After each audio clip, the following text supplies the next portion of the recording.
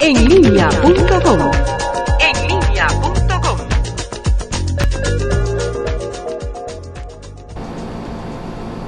Regresamos en el segmento final con Luis Antonio Bolaños de la Cruz. Estamos tratando con él las tecnologías, los nativos digitales y la perspectiva inmediata. Luis Antonio, ¿hacia dónde ves que se encamina? ¿Cuál es la perspectiva inmediata de las tecnologías, los jóvenes y su devenir en esta coyuntura inmediata? Bueno, aquí nosotros podemos observarlo como si fuera una matriz en movimiento o como si fuera un rompecabezas que se va armando en movimiento. Hay algunos de los elementos que ya han aparecido, hay algunos que ya están más o menos desarrollados, algunos los intuimos pero todavía no los tenemos claros y algunos todavía ni siquiera los vemos.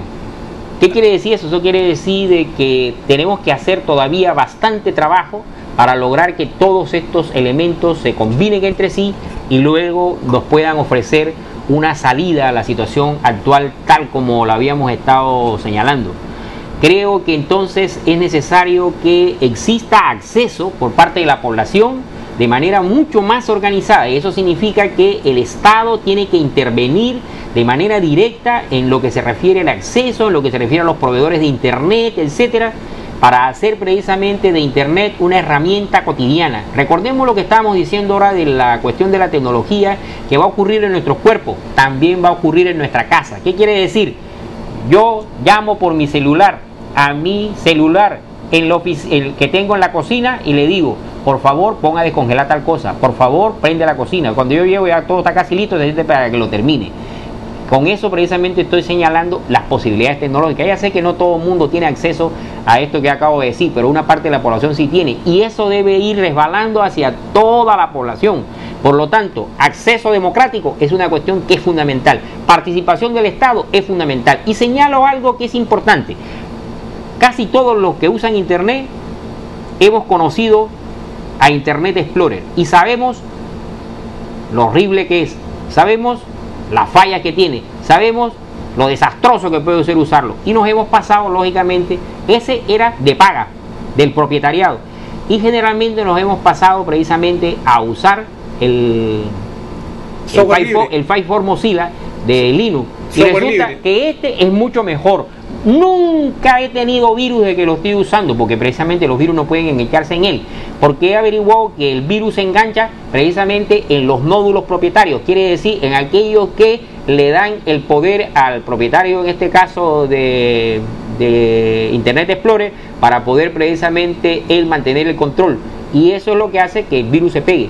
En esa alternativa de software libre, software propietario, ¿qué tipo de apoyos deberían tener el usuario por parte de entidades del gobierno, por ejemplo? Una de las cosas es que debe haber campañas masivas para que la gente le pierda el miedo al Linux, porque realmente es tan fácil de usar como puede ser el software propietario, pero con muchas ventajas. Generalmente tiene muy poca propaganda, no quiero decir que no haya, sí hay, pero muy poca. Después es muy resistente, no solamente ante los virus, sino ante los software, ante los robots, etcétera. Muy poco molesta. Uno puede dejar la computadora prendida 3 días, igualito sigue funcionando la computadora sin que haya ocurrido nada. Hagamos eso precisamente con nuestro querido programa de propietariado para ver si no vamos a tener problemas. Entonces, eso... Ahí hay un tema también de presupuesto de las entidades del Estado, porque gran parte se va en pagar licencia, ¿verdad? Exactamente, y no tendrían que pagar. Si esa es una cosa que no entendemos muchísimo, que tenemos también relación con el Estado, que hemos trabajado con él, o que estamos trabajando, decir, caramba, ¿por qué razón en lugar de privilegiar al propietariado, no privilegian precisamente el uso de software libre que no requiere de este tipo de pago? Y lo único que habría es que la gente le pierda el miedo al Linux, porque se lo enseñan y se dan cuenta de que es más fácil todavía y además rinde mucho mejor. Entonces, por lo tanto, es una necedad seguir pegado a los propietariados cuando tenemos algo que nos puede ahorrar, que nos puede permitir ahorrar, que nos puede permitir a que la gente use mejor las cosas y por lo tanto, como decíamos, acceso, eso. Sobre esa línea conversábamos con Modesto Montoya. Él ha tenido con la gente de CEPLAN una propuesta para la creación del Ministerio de la Ciencia y la Tecnología. ¿Esto vendría a llenar ese vacío que propones? En cierta medida, quiero señalar que durante un tiempo tuve la ilusión que Concitec fuera precisamente una especie de ministerio en ese sentido, pero creo que también tenía dificultades, tanto por la manera como estaba organizado como por los temas a los cuales se había precisamente ligado. Más que una entidad de gobierno, ¿no debería haber preliminarmente un consenso, una especie de acuerdo nacional para crear el plan general de tecnología para el país? Sé que a Agustín Aya le habían encargado, entre otras cosas, en su nuevo trabajo, en el CEPLAN, el llevar a cabo precisamente este tipo de propuestas globales generales, pero hasta donde he visto no ha habido una convocatoria. Se ha quedado en los cercos parámetros estrictamente ministeriales. Sí. No ha habido una convocatoria a la sociedad civil ni en las entidades académicas, ¿verdad? Yo creo que ha debido precisamente hacerse una campaña. Lo que ocurre es que generalmente pensamos en los beneficios a corto plazo.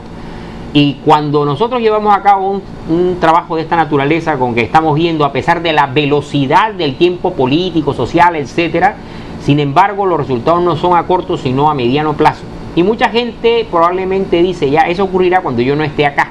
Por lo tanto, voy a trabajar con mis objetivos de corto plazo a ver qué es lo que saco.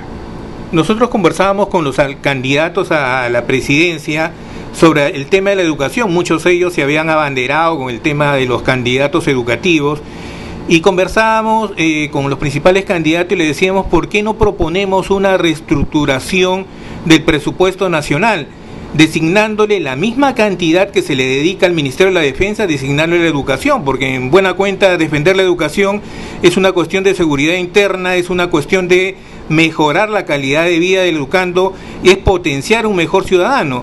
Ninguno se pronunció respecto a modificar la estructura del presupuesto nacional. El tema recursos también es un tema que incide directamente en la implantación de nuevas propuestas tecnológicas, ¿verdad? Sí, lo que ocurre es que también en el país tenemos un doble filtro.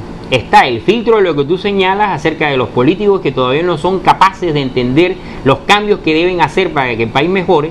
Y luego tenemos el filtro del MEF, que generalmente solamente otorga aquello que ellos piensan que deben otorgar. Entiendo que tienen razón en parte. Por ejemplo, ellos, presupuesto por resultado, te doy, si no cumples te lo quito, lo cual me parece muy bien, pero es que también muchísimas veces las personas tienen que empezar a empoderarse, tienen que empezar a manejar bien sus criterios, tienen que ver si sus objetivos están claramente planteados o no, etcétera. Y como ese no ha sido la práctica general en los ministerios, que ha sido una cuestión burocrática, entonces encuentran ahora dificultades para poder lograr esos resultados que se les piden. Yo diría que hay que tener una cierta flexibilidad, hay que tener en cuenta de que lo imprevisible siempre ocurre. ¿Qué quiere decir? Que la realidad no puede ser adivinada, no puede ser pronosticada. Siempre hay elementos que van a aparecer en cualquier momento. Por ejemplo, en 5 segundos podría haber un temblor y eso va a afectar evidentemente lo que estamos haciendo ahora. Y las contingencias del proveedor de telefonía no garantizan una continuidad. No garantizan una continuidad, exactamente. Por eso yo prefiero, a pesar de lo pesado que puede resultar a veces, que el Estado se haga cargo de este tema y pueda precisamente facilitar el acceso a las personas y pueda precisamente lanzar campañas de uso a través de software libre y no software propietario. Pero ahí también hay un tema de la privacidad y confidencialidad de la comunicación en manos de un proveedor privado. Los temas de chuponeo a través de todas las incursiones digitales están probadas de que el Estado debe poner a resguardo su comunicación, ¿verdad? Bueno, sí, creo que allí hay también por parte de todo lo que son los servidores Linux, que son generalmente los que se utilizan, mucha mayor seguridad que las que prestan los servidores propietarios. Y en ese tema, finalmente, Luis Antonio, ¿cuál crees que debería ser para los candidatos que ahora están en esta coyuntura el tema de incluir en su plan de gobierno, ir concretando el tema de la gestión de las tecnologías para el desarrollo de los próximos 4 años, 5 años? Nosotros generalmente estamos retrasados respecto a las tecnologías. A veces es difícil ponerse al día es difícil, y muchas veces en algunos casos ya no vamos a poder. Pero yo creo que de todas maneras tiene que haber un plan en el cual esté contemplado la inclusión de nuevas tecnologías dentro de los procesos de desarrollo, pero también la recuperación de tecnologías propias de nuestro país, tecnologías que han sido creadas a lo largo del tiempo por diversas etnias, y combinar todos esos elementos y crear algo propio, algo nuestro, que sea identificable y que diga, este es lo que nosotros le podríamos llamar el modo tecnológico peruano.